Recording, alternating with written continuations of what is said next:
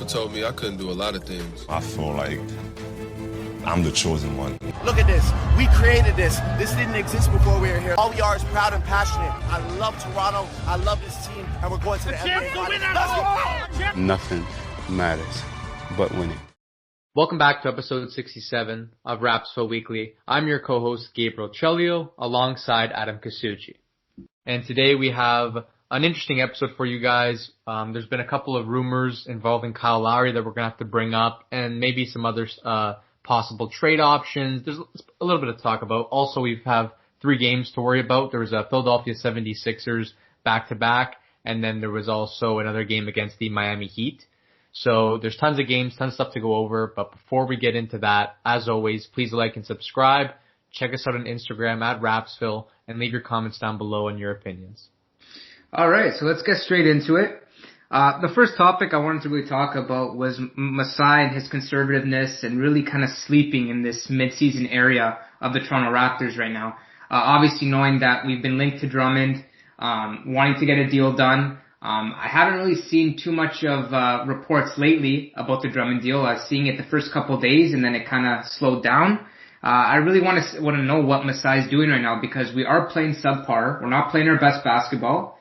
We know that Drummond will plug in our problems, which we've talked about before. So I don't know what's the hesitancy. Is it because we're trying not to lose Powell, OG? We're trying to see if these guys are going to become like all-stars in the next couple of games. I don't know what the hesitancy is here. Yeah, the league moves kind of like in a weird way. I feel like when there's a little bit of trade talks start happening, when something gets announced, it's like back to back to back. There's like 3 big moves. There's like a bunch of pieces like out of nowhere. So like for the most part, it's kind of been kind of quiet, and then Drummond came up. So they're expecting, okay, there's going to be a Drummond move, maybe another move, maybe a 3-team. Like it'll get wild, and then it goes back to being dead. So since it's been dead this entire time, I don't see anything happening just yet. The minute something gets sparked, maybe something would happen. We'll talk about the Kyle situation that kind of got sparked today. But in terms of Drummond, I don't know what's happening. Cleveland wanted him out, or they planned on not playing him at least up until the All-Star game to figure out where to move him to. And with deadline, I guess, approaching somewhat soon, I'm kind of curious on when that move's going to happen because like he wants to leave, and I'm sure there's some team that could find an offer for him. If not, there's maybe even possibility Cavs buy him out. I don't know. I'm just curious on where he's going to go, and I'm really hoping that this move happens. I have him on my fantasy team, and right now he's sitting on an IR, so I need this guy to start playing somewhere, and hopefully Masai can step up and make the move. I'm not really sure when that's going to happen because right now I feel like if something were to work out, it should have happened already in terms of like what we could offer, our contract situation, the way everything was kind of set up. I feel like we would have come to some type of an agreement or good offer by now. It's seeming kind of late in my opinion. I don't know what's happening. Yeah, I feel like Masai is not trying to go through the DeMar thing again with like the loyalty and the Powell and the OG kind of being here for a long time and kind of having to say goodbye to them. I feel like that would be a sad way to end it. But also, I wanted to mention, if Cleveland do buy out Andre Drummond, they're not getting anything in return. So I'm sure they're going to be willing to lower, as the days go on, they're going to be willing to lower their kind of value for Drummond. And then I think the Raptors really need to take advantage of that and kind of scoop in the later days, kind of into trade talking.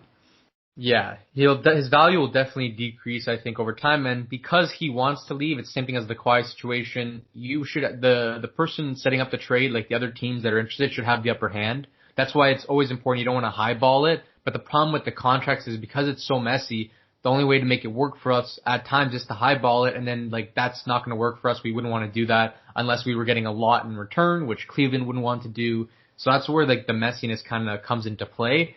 But I feel like you also, like you said, you could lowball it. And when Drummond's been moved around the league, it's been kind of for really bad pieces in return. So Drummond, although he has a high contract, he's not worth too much in terms of actual value, like as much as people would expect because of his all-star play. But the thing is, the contract makes it difficult to get a cheaper deal off. So now moving on to our next topic, Kyle Lowry.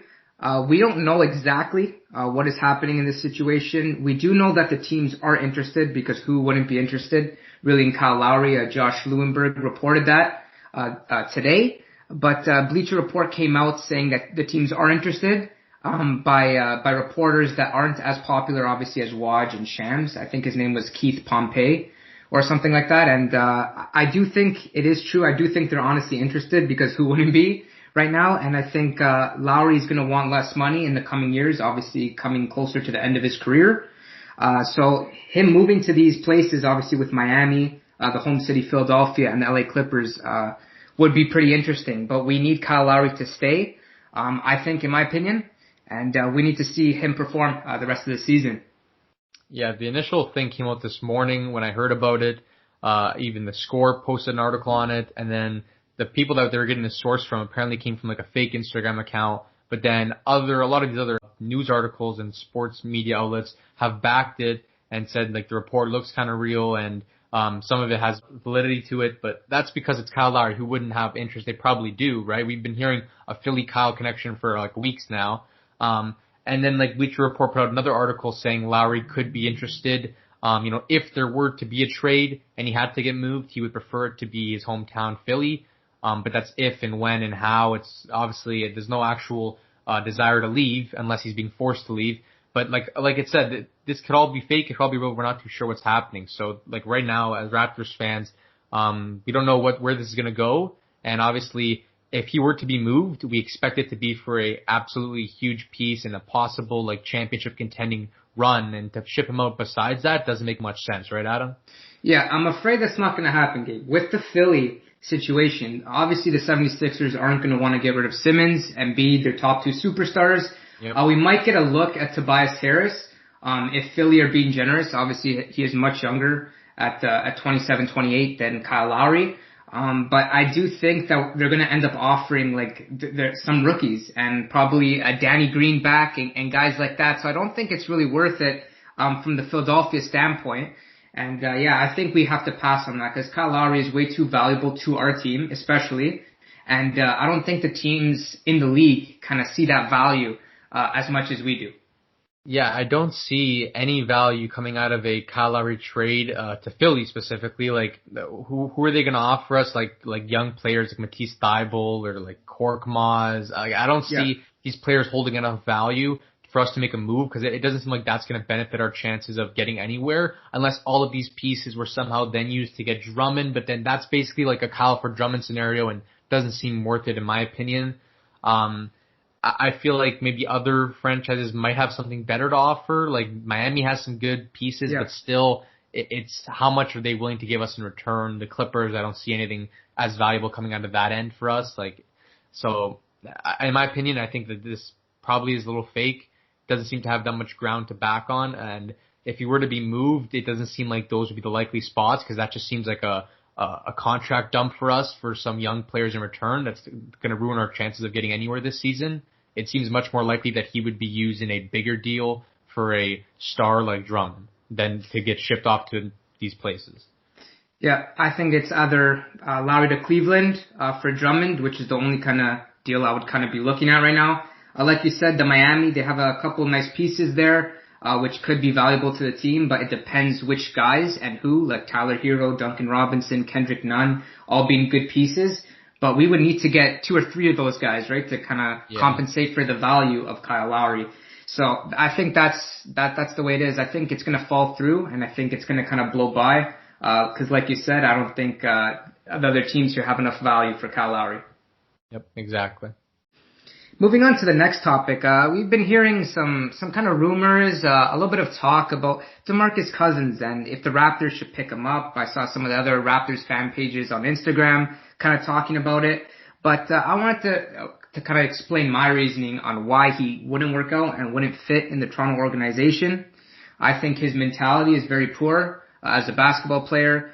He's been in multiple injuries we've seen. He's had them, and he's been in a lot of drama situations also, which is another negative that we don't like to see here in Toronto. We're a very low-key place. Everyone is obviously nice to each other. The locker room is really well put together, obviously with the coaching staff kind of bringing that culture.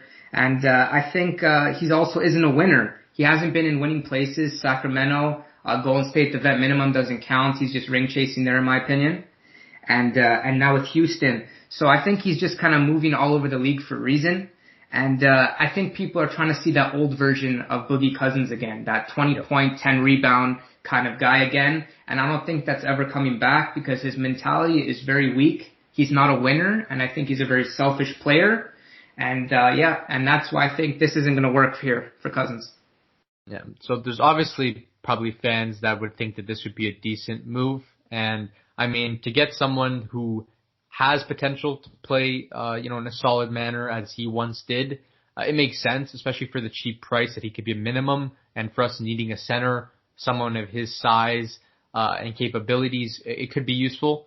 But at the same time, he does come with a lot of downsides. So if we were to pick someone like that up, in my opinion, it's just something you have to address off the bat, because there is a bunch of outstanding issues. There is his injury prone. He suffered a lot of injuries so far in his career. Achilles injury, the ACL that kept him out of the 2019-2020 season with the Lakers when he went there to go get a possible chip, and he missed his opportunity because of injury. And in 2018-2019, he went to chase the ring as well in Golden State, and we bet him to it. So not only is the guy a little injury prone, and that's kind of deteriorated his entire career, he's also been kind of ring chasing and taking minimum contracts when he's an all-star caliber player just to get something, and he's failed at it every time, possibly because of being too selfish. And the mentality as well, just like on the court and stuff, we know that he is a hothead. Gets technicals left, right, and center. Him and Draymond are basically up there as the top two in the league. So we know he can be a bad thing to have on the court when there's a lot of ejections or technical fouls going the other way, swinging momentum. And his play overall has just taken a huge step down than the Cousins we once knew. But before he went to the Pelicans and he was finishing off his half of his season with Sacramento Kings, he was averaging about 27.8 points per game and about 10 rebounds, double-double, insane stats. And ever since then, he's just been plummeting downwards. This season, he's only played 25 games, starting 11 of them because of Christian Wood getting injured, and he hasn't even averaged 10 points a game and about 7.5 rebounds. So his play has dramatically decreased in terms of defensive ability and offensive spark, nothing like we've seen him be capable of. And, the mentality is off, being a hothead, the injury prone, bouncing around the league. It's not, a coincidence that he's moved so many teams so drastically. Obviously, the Sacramento Pelicans was for his choice, but then going to Golden State, then getting moved to LA, and then going to Houston, now getting released. There's a reason why people drop him, and it's for those types of reasons. So obviously they hold some type of truth. Yeah, no, that's totally right. And when you mentioned Draymond and Cousins being the two top guys, I think there is a difference between those two guys. I think Draymond's more of a winner, and he does it to get his team hyped up, and he kind of understands it before he does it. I don't think he just does it for no reason. Cousins, I honestly think the guy is just like a hothead. Just has no care of his value to the team and what he brings. Him just getting kicked out of games so many times, ejections, not respecting the referee's call. And there's a big difference there between wanting to win and just being a hothead. Yeah, no, I'm definitely not saying they're the same. I'm just saying, the same caliber of being hotheads and getting the techs and ejections. Those are the top two guys in the league. And I was just watching JJ Redick's podcast, and he was saying how Draymond says so much bad shit on the court that he's surprised that he's never he hasn't got ejected more often, because the stuff he gets away with, how much he talks and the stuff that he says is just outrageous to him. So definitely there's guys like that in the league that talk up and talk back to refs and stuff and swear and, get ejected, get technicals. But I think Cousins is just that manner of, I don't know, it just affects plays all the time. And sometimes you get labeled as that in the league. They already know his past of being like that. So sometimes it's small stuff, not even worthy of an ejection. But it comes with the territory. You started your career like that. You built a reputation for yourself. Now you have to deal with it, I guess. Yeah, that's true, Gabe. Now moving on to the next topic, Aaron Baynes' defense on Embiid in both games. Embiid's stats look a bit juiced, but that's not really the case in this situation. The stats look good really because of the free throw attempts, obviously receiving a lot of free throws in both games. And Aaron Baynes, his defense has looked really better of late, versing all the different guys, the bigger guys of the league, Giannis, Towns, and he's played really good defense. He's done his best, and we've seen the big improvement in intensity and also in shot blocking and everything, just contesting shots. And I feel like he's getting more minutes because of that. And I think I really like the combo with him and Boucher. Boucher at the 4 and him at the 5. They really bring an energetic tone to the game, and they really make a difference there. Yeah, you're right. We have seen it past couple of games, him stepping up And with Baynes, we thought really highly of him coming into the season. We were quickly proven wrong. And now it's kind of just averaged out.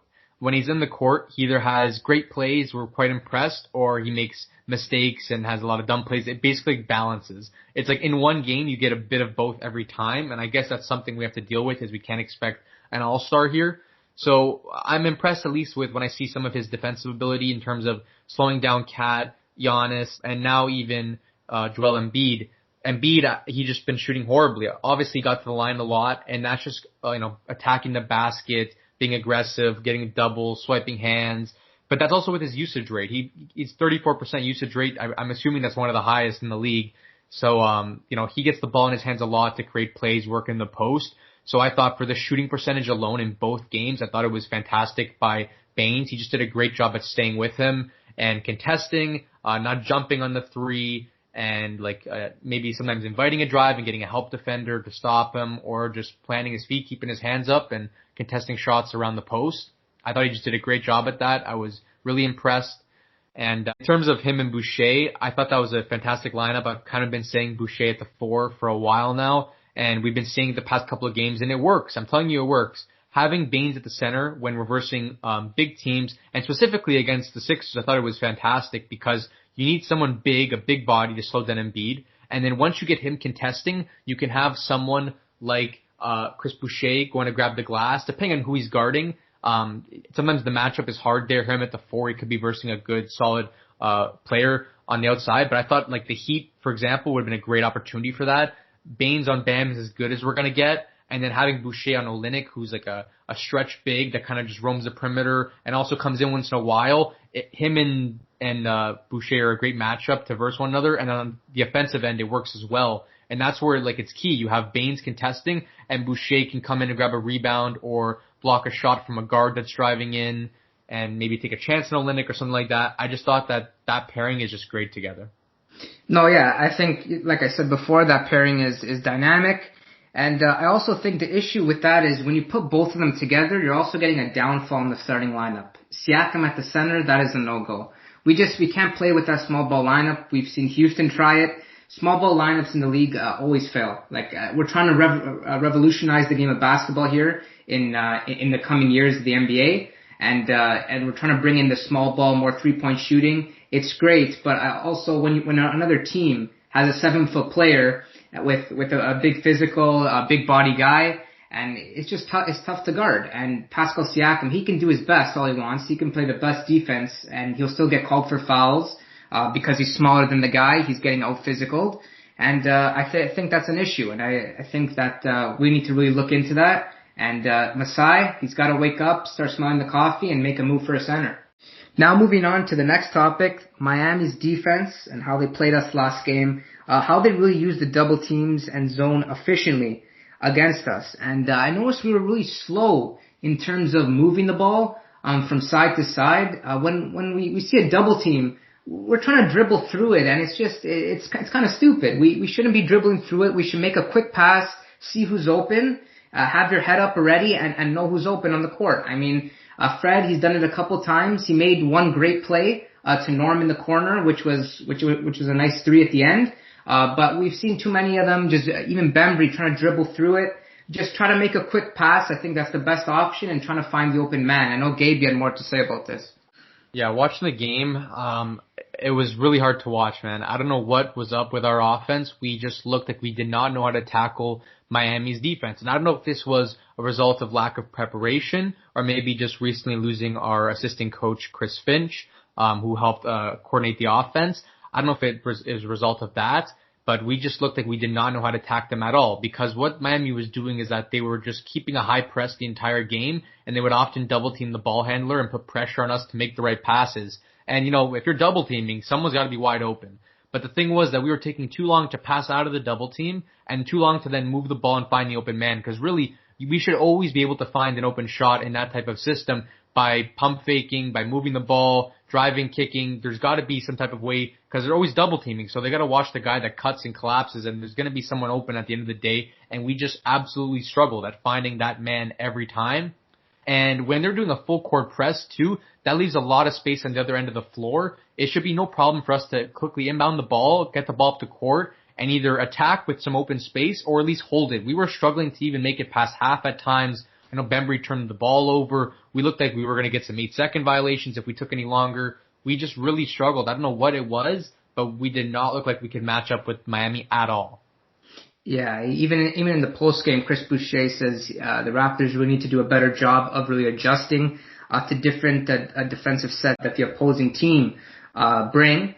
And I thought they kind of came off guard. Chris Boucher said they said Miami started with man, and then as the game gradually went on, they switched to zone, which kind of confused the Raptors. And then Nurse had to kind of talk them through it on what to do to get through it. So I think the Raptors just need to do just a better job of just adjusting to what the other team's doing, and learn how to play in different ways, different styles, to get the best out of the offense in the end. Because I think losing Chris Finch is really going to hurt the offense, and you lose a lot of creativity. Because I think that guy was a veteran. He's a veteran in the league, and I think he's going to do a great job in Minnesota. Obviously losing his first 2 games, but the Timberwolves being in it both games.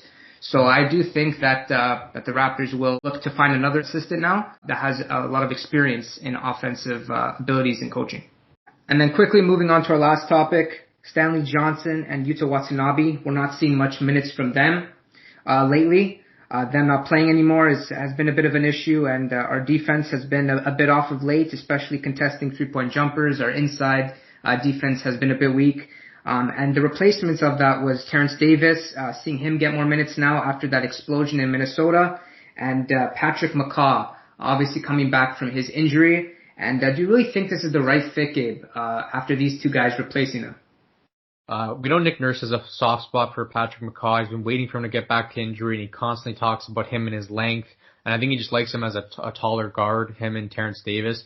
But McCaw, from what I've seen, is like nothing special in terms of everything. He's like an average playmaker. He doesn't really like to attack that much. He's not as confident as the other players in this team, but his defense is decent. And I think that just shoving this turn, even Matt Thomas has seen a little bit of more minutes. I feel like this turn is to just get more offensive production. I don't know what the reasoning for that is. I feel like we had some success with our defensive lineups, especially versus tall, strong teams like Miami and Philadelphia. It was kind of weird to hear why that was happening. I know Watanabe had the injury, but I don't necessarily agree with the change. Yeah, especially with the missing length. That's just, I think, another poor decision by Nick Nurse. So getting into our games, I'm going to quickly run over the Philadelphia kind of together. So the first game, this one was interesting. We actually came out with the win in this game, 110-103. Not something that I was necessarily expecting to start with. We started down 11-2. But ended the first quarter on a 20-2 run. So that was actually fantastic, the turnaround we were able to make there. And then, solid performance from our team in the 3rd and 4th quarter coming out with a win.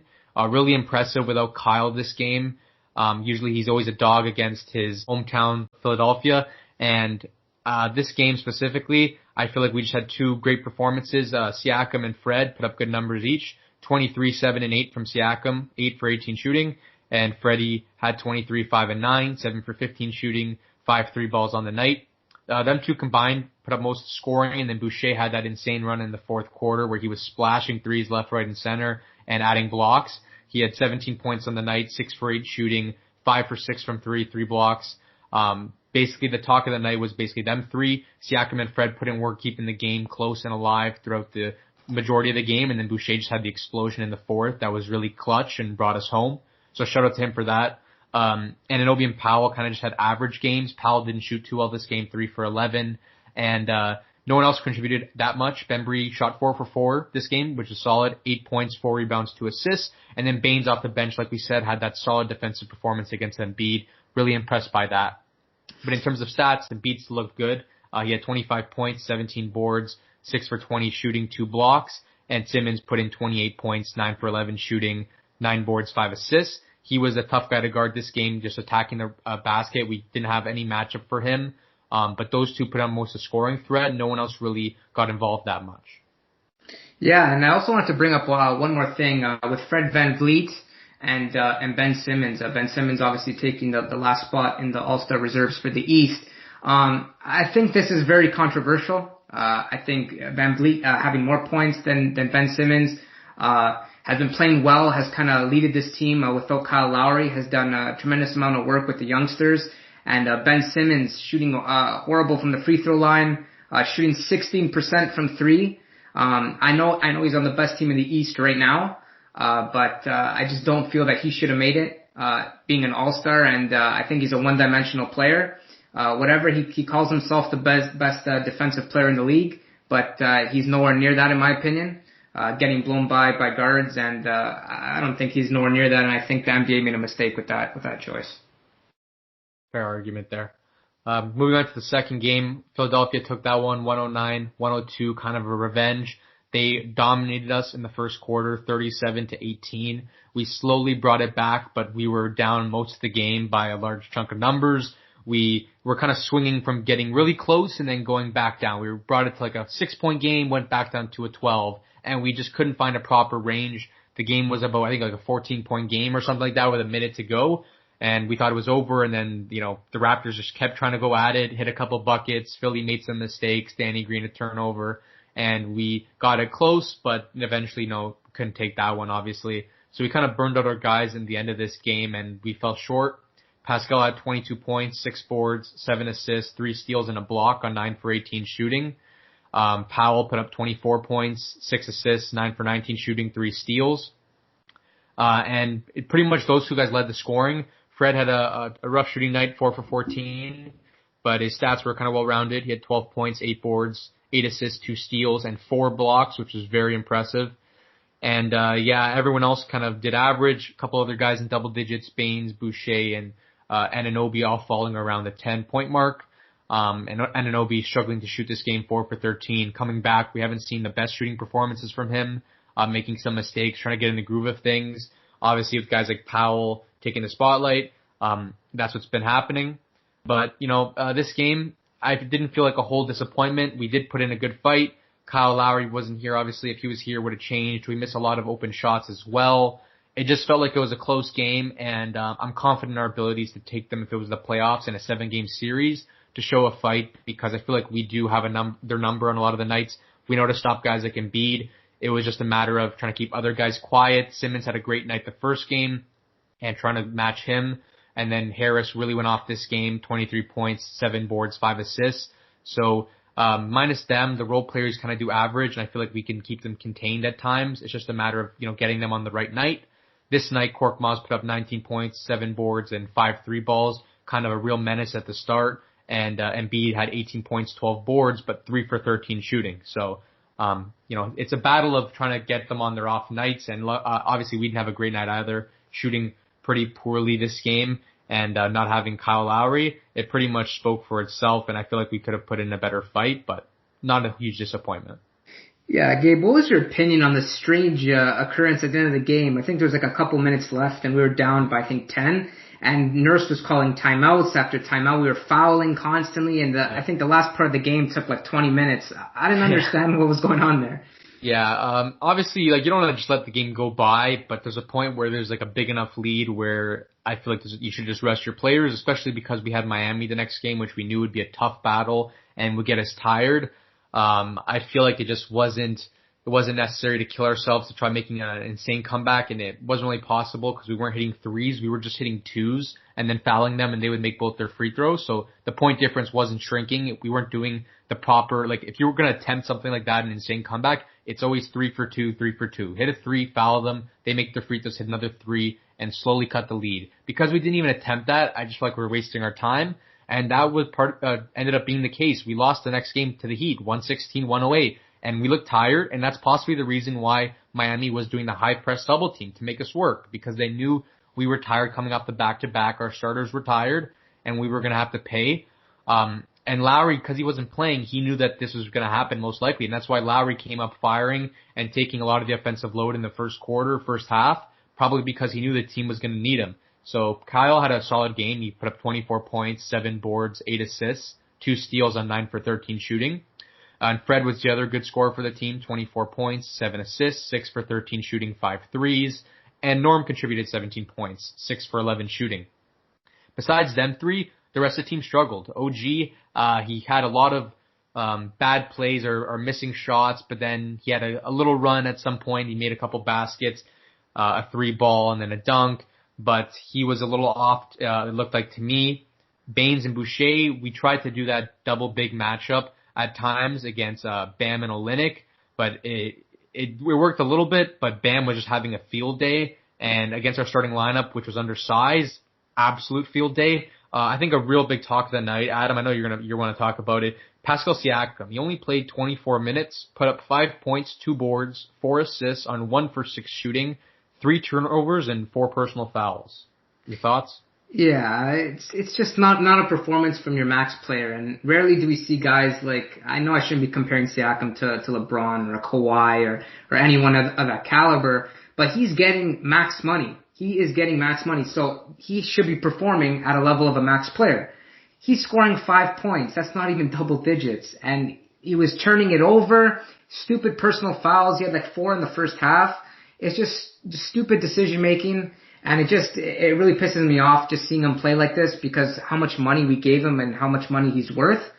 And it also makes it more difficult to get a guy like Drummond because of the Pascal situation and how much money we did give him.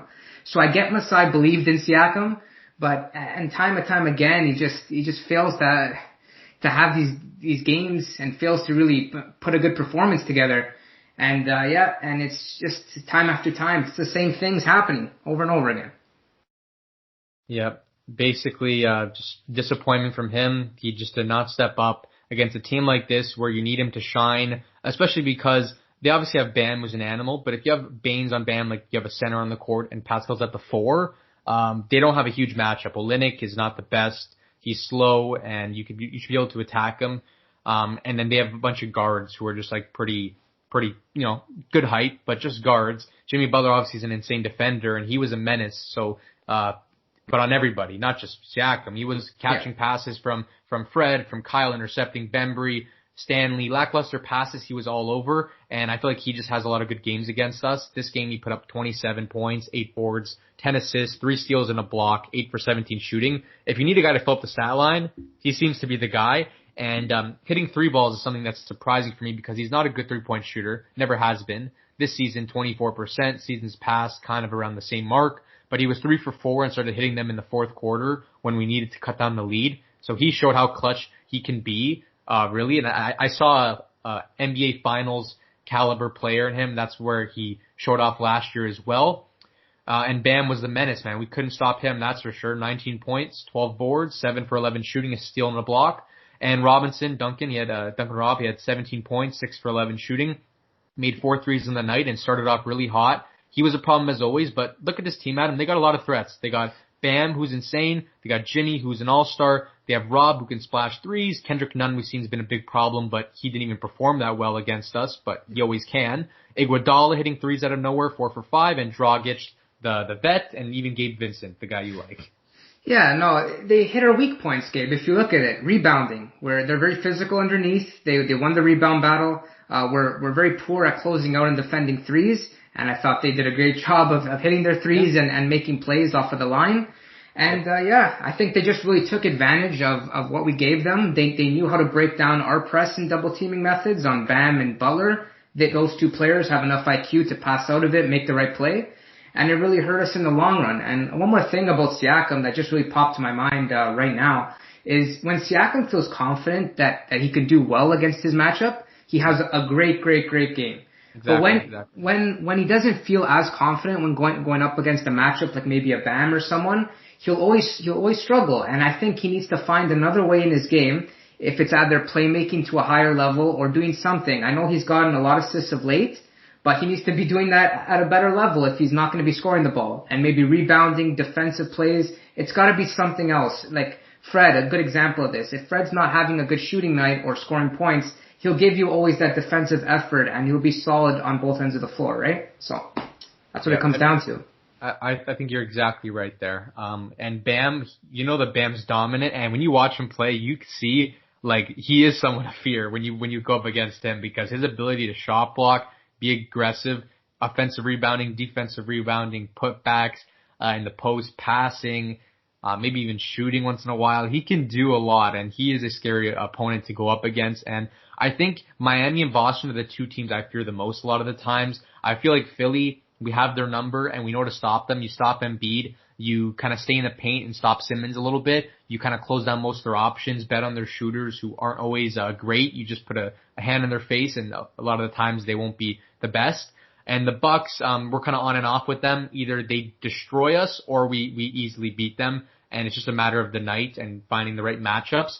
But I feel like Miami and Boston are two teams that we struggle to go up against because they have a lot of solid pieces, like a lot of different threats. And for Miami, it is the factor of having a huge center in Bam, a defensive animal in Jimmy, and then all the different scoring threats in Dragic, Nunn, Hero, even though we didn't have him this game, and then having like a veteran like Iguodala make winning plays. They're tough, and like you said, they got the center that overmatches us on the rebounding and the strength, and they got the 3-point shooters that can do that. Plus they can drive. They got, Dragic and Nunn, they play both a lot of the times, and all those different deep bench pieces. And then Boston, it's having the tall wing players, two guys that are about like 6'6", 6'8" apiece, Tatum, Brown, who can do everything on the floor, having an aggressive center, and then other star players around them that can all be threats, like Walker or Pritchard or other bench pieces. Okay, but yeah, Gabe, we're talking about all this, but what are we going to do about it? What is Masai going to do to change this? There has to be some type of move or some type of counterpunch move that we have to do. And if it's Drummond, if it's someone else, something's got to change at that center position, and maybe a veteran guard off the bench that can score. And then I think we actually have a chance of contending. I don't know for a championship, but making it into a couple rounds. But like this, I really think we're going to struggle. The tough part is that you can never know who you're going to verse. Or else you can kind of see if I'm going up against this seed and this seed, I know how to match it. Because right now, our team is somewhat capable of fighting the likes of Philly in 7 games. Yep. And Milwaukee, we'd probably lose it, but there's an argument to be made if we're on our A game. I just feel like Boston. Yeah, Indiana. I just feel like Boston and Miami. Well, even Indiana, I think, is a team that, they can be surprising at times, and they have a lot of pieces, a lot of size as well, and Sabonis and Turner. But I feel like Boston and Miami, I don't think we're built to match them right now, or at least we have to understand, like in terms of Miami, that defensive scheme. How can we attack it and beat it? And then maybe we can find a way to take on teams like this without making moves. But I really think a move is necessary to match teams like that in the playoffs. All right, that's pretty much it. We hope you all enjoyed. As always, please like and subscribe. Leave your comments down below. Check us out on Instagram at Rapzville for NBA news, Raptors content. And yeah, we hope you enjoyed. That's us signing out. Peace.